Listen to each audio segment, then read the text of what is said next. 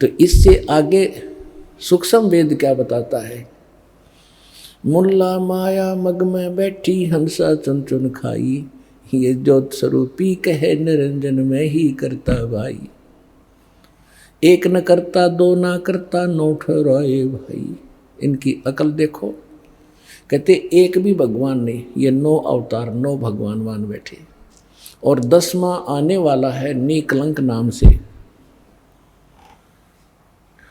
जिसको कल की अवतार कहते हैं। कहते हैं वो भी ऐसे ही नाच कूद के अपने कर्म बिगाड़ के दुनिया को मार के अपने कर्म खोटे करके और चला जाएगा। फिर ये 84 लाख योनियों में चले जाएंगे। सत कबीर दुहाई कि एक सच्चा भगवान है तो कबीर साहिब है, और कोई परमात्मा अविनाशी नहीं है, और कोई सत साहिब नहीं है। आज का जो प्रसंग है कि परमात्मा कौन है, उसको हम कैसे सिद्ध करें, कहाँ से प्रमाणित हो, और जब वो परमात्मा प्रमाणित हो जाता है सब सदग्रंथों से, हमें कोई शंका नहीं रहेगी, तब हम परमात्मा मानकर जो साधना करेंगे तब वो भगवान हमें अपना पूर्ण लाभ देगा।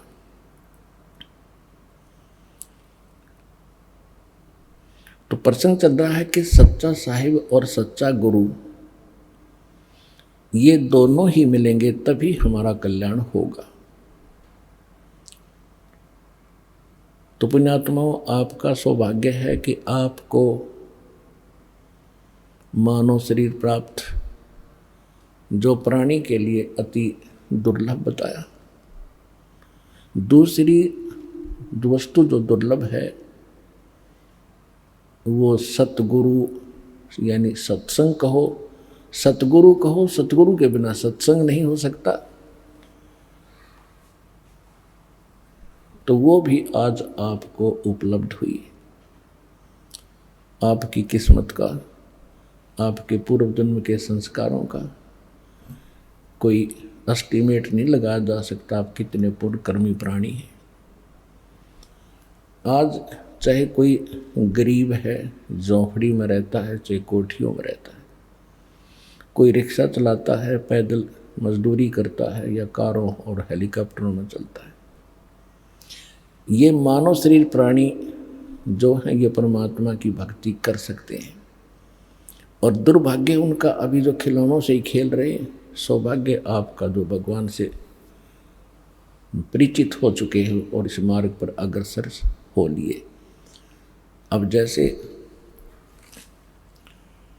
2 प्रकार से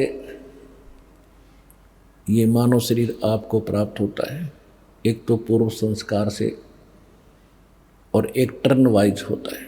टर्न वाइज का अर्थ है कि 84 लाख प्रकार के प्राणियों में सब कष्ट उठा के उसके बाद एक मानव शरीर मिलता ही मिलता है, ऐसा विधान है प्रभु का।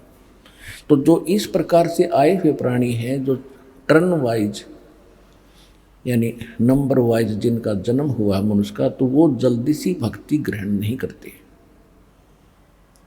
और जो पिछले जन्म में संस्कार से मनुष्य थे, अब भी मनुष्य पैदा हो गए हैं, तो वो ऐसे मनुष्य जन्म उन्हीं का होगा जो पिछले जन्म में भी कोई ना कोई भक्ति साधना कर रहे थे।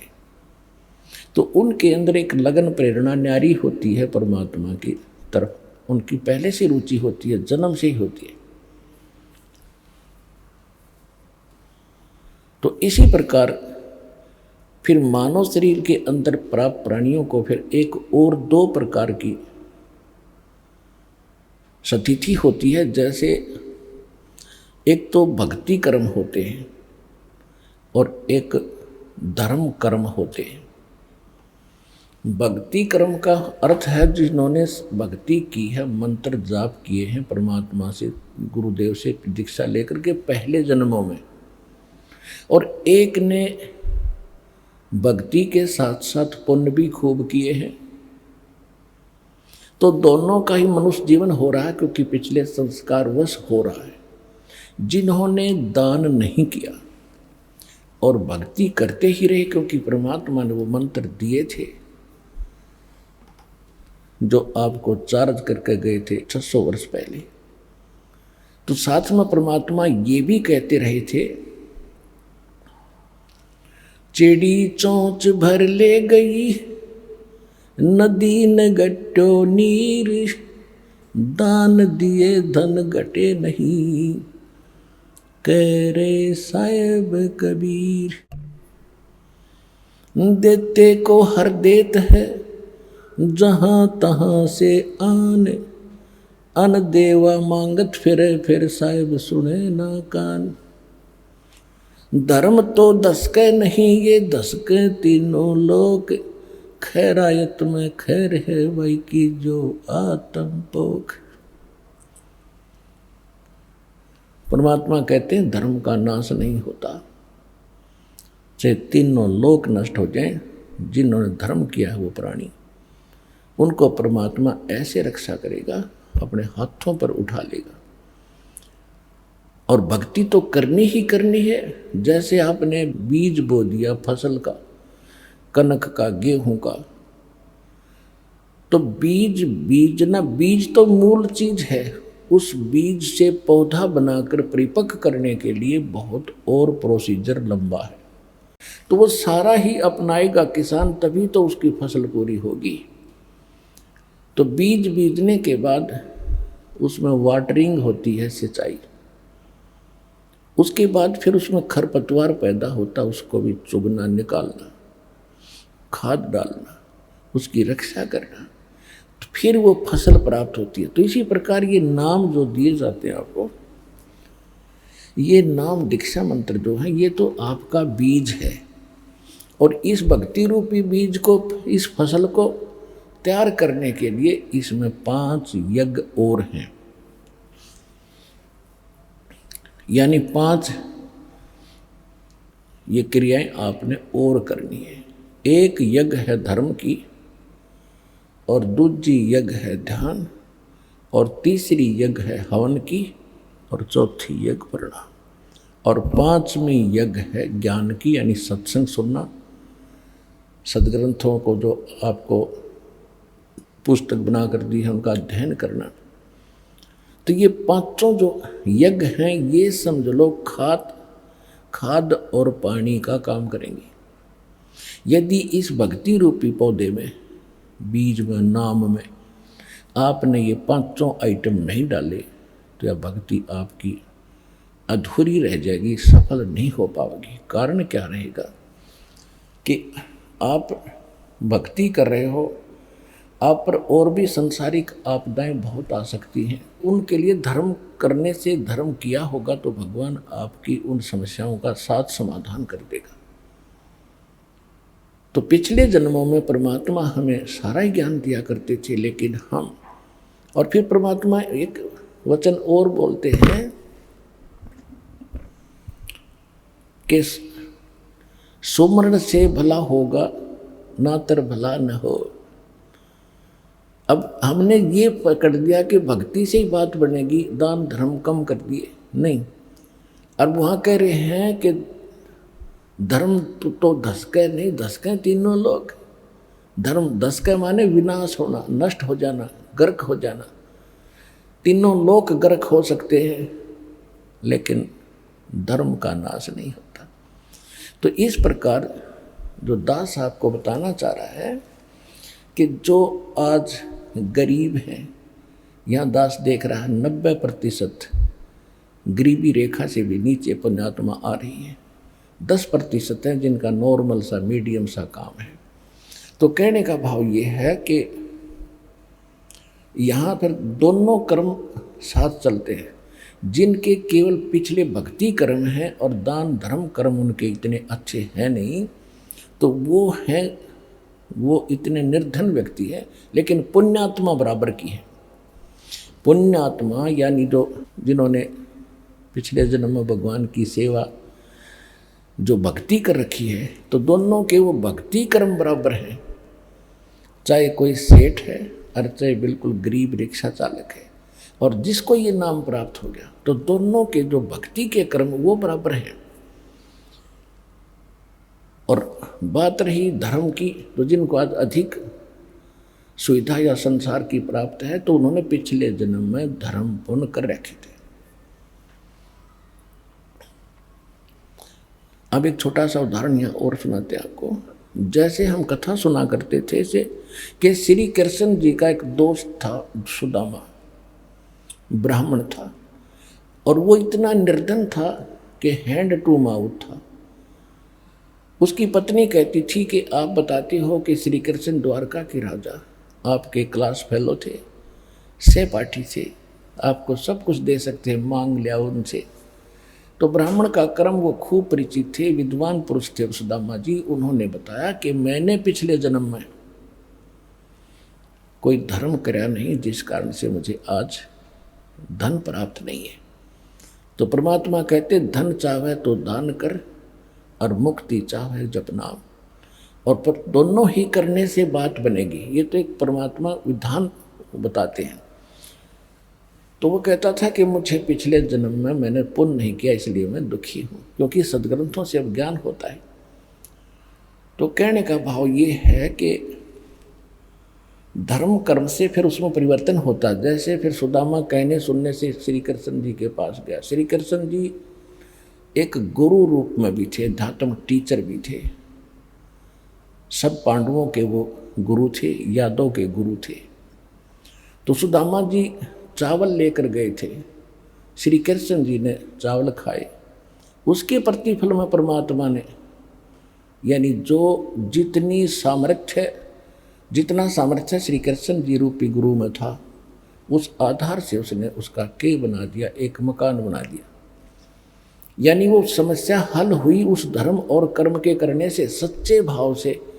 देखो बच्चे तो भूखे थे और चावल बचे हुए थे, वो बांध दिए उसने, तो इससे बड़ा पुण्य नहीं। आज किसी के पास 1 करोड़ संपत्ति है और उसने 1000 दान कर दिया, दान तो वो भी है, और जिसने 1 करोड़ के 1 करोड़ दे दिए, तो उस दान में उसमें दिन रात का अंतर है। तो सुदामा जी ने जो चावल दिए ना, वो समझ ले 1 करोड़ के 1 करोड़ दे दिए। फिर उससे प्रसन्न हुआ, उससे प्रसन्न होकर के उसको क्या मिला? एक महल बना, आजीवन सुख का साधन बना। लेकिन मोक्ष ज्यों का त्यों रहा, पशु पक्षियों की योनि फिर भी सुदामा को प्राप्त हुई। अब यहाँ आने वालों को प्रेरित किया जाता है सच्चे दिल से, सच्ची श्रद्धा से, अपने सामर्थ्य के अनुसार अवश्य दान करें, फिर उससे वो समस्या हल होगी आपकी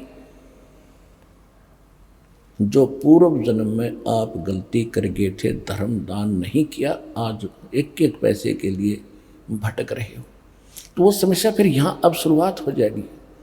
अब हम उस समर्थ की शरण के अंदर हैं, हम उस समर्थ की शरण में हैं।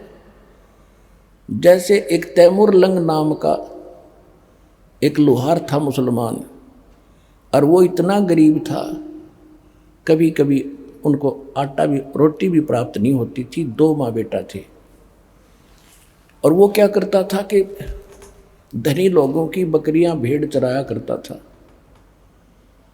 एक दिन लेकिन वो थे धार्मिक, पिछले संस्कार अच्छे थे, अतिथि को भोजन अवश्य कराते थे, आप भूखे रह जाते थे, अतिथि को खाना खिलाकर सोते थे। तो इसी प्रकार परमात्मा वहाँ पहुँच गए एक जिंदा महात्मा के रूप में, जिसमें तैमूर लंग बकरियां चरा रहा था।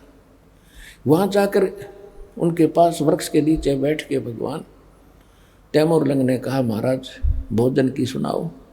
परमात्मा ने कहा, भाई भोजन खाऊंगा। तैमूर लंग खाना खा चुका था, फिर घर गया, अपनी माँ से कहा, माँ एक रास्ते चलता साधु है, गांव के बिल्कुल साथ में ही वो वृक्ष के नीचे भेड़ बकरियां बैठी थी और भोजन खाना चाहता है। माँ घर के अंदर केवल 2 रोटी, 1 रोटी का आटा था, और बना कर माँ ने रोटी ने बोली, बेटा मैं भी चलूँगी, साधु के दर्शन कराऊंगी। लेकर लोटा पानी का, 1 रोटी घर में बची थी, आटा वही बना के चल पड़ी। परमात्मा से खाने की प्रार्थना की, भगवान खाना खाने लगे। इतने में माँ ने बार बार कहा उसकी कि महाराज हम बहुत निर्धन हैं, महाराज हम बहुत दुखी हैं, कभी कभी तो आटा भी नहीं मिलता हमें। परमात्मा ने रोटी खा के पी का लोटा पानी का, एक बकरी बांधन की बेल पड़ी थी चैन सी, पतली पतली सी होती, उसको 4 बार मोड़ ली। वो इतनी पकड़कर उसके बच्चे का कड़मा मारी, उठ कर 7 मारी, 1 2 3 गिन के 7, और फिर मारे लात, और फिर मारे मुक्के। अब उसकी माता ने सोचा कि कोई मेंटल साधु था, पागल है, मैंने इसको बार बार छेड़ दिया, टोक दिया, इसने गुस्सा हो गया और साधु पता नहीं बद्दुआ भी दे दे। हाथ जोड़ के कहने लगी, महाराज मेरे बेटे से कोई गलती बन गई? परमात्मा बोले, नहीं माई, तेरे बेटे का जो पहले मैंने 7 सांकड़ मारी है ना, ये चैन मारी बेल, तेरे बेटे तैमूरलंग को 7 पीढ़ी का राज बख्श दिया मैंने, और जो मुख के लात मारी है उसके बाद तुम्हारे राज्य टुकड़ों में बट जाएगा। यूं कह रहे थे तो माई सोच रही थी तो कति पागल आदमी है, मेंटल, खाने को रोटी नहीं, हर मन सुखी आशीर्वाद दे रहा है कि 7 पीढ़ी का राज दे दिया। इतने में परमात्मा अंतर्ध्यान हो गए। अंतर्ध्यान हुए तब देखा चारों तरफ, उन्होंने सोचा तो फरिश्ता था, लेकिन यह बात गले नहीं उतर रही थी कि मेरा बेटा राजा बन जाएगा। कहते साधु वचन उल्टे नहीं, चाहे पलट जाओ ब्रह्मांड।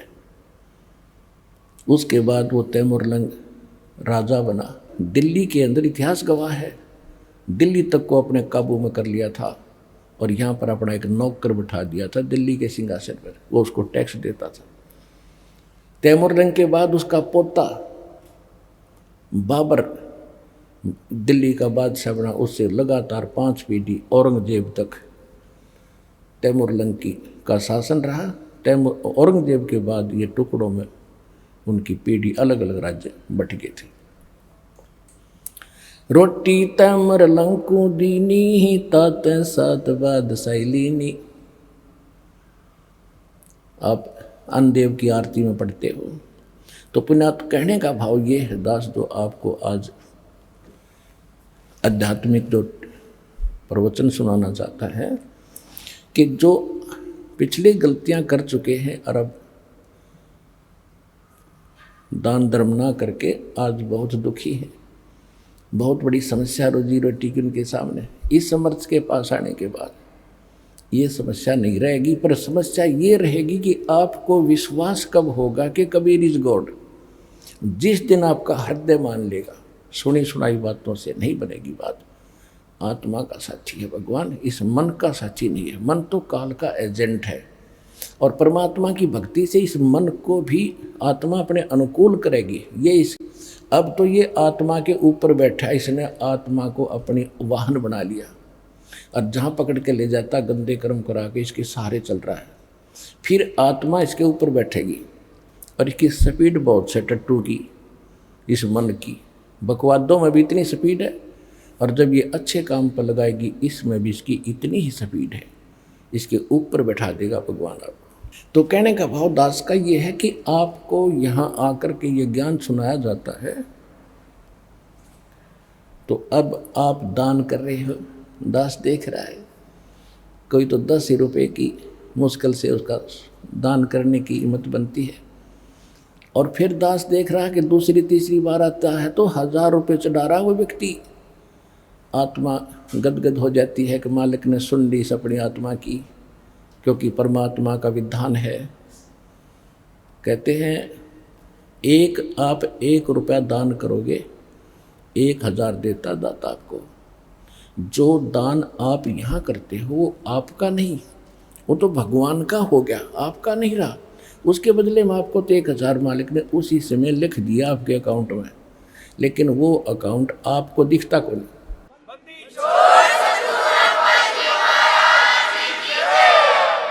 जो अकाउंट परमात्मा ने आपका खोल दिया दीक्षा लेने के बाद, वो बैंक अकाउंट सूक्ष्म है। आपके अंतःकरण में एक मैसेज पहुंच जाता है, भगवान के ऊपर आपकी एक और फाइल है, उसमें ये मैसेज ऐड हो जाता है। आपने 1 रुपया दान करा, 1000 आपके खाते में लिख दिया था। तो जो पैसा आपका था वो यहाँ चढ़ाया हुआ पैसा आपका नहीं है, ये परमात्मा का हो गया।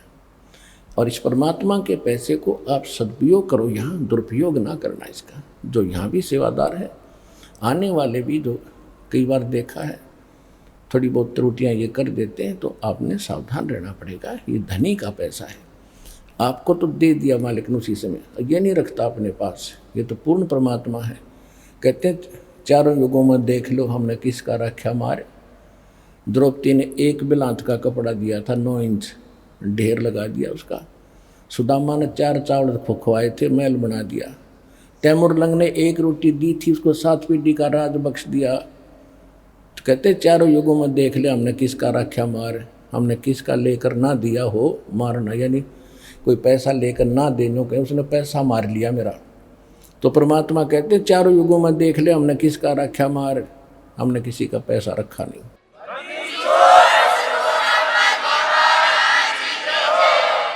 तो सबसे पहले हमारे हृदय में ये समाना चाहिए कि हु इज गॉड, परमात्मा कौन है।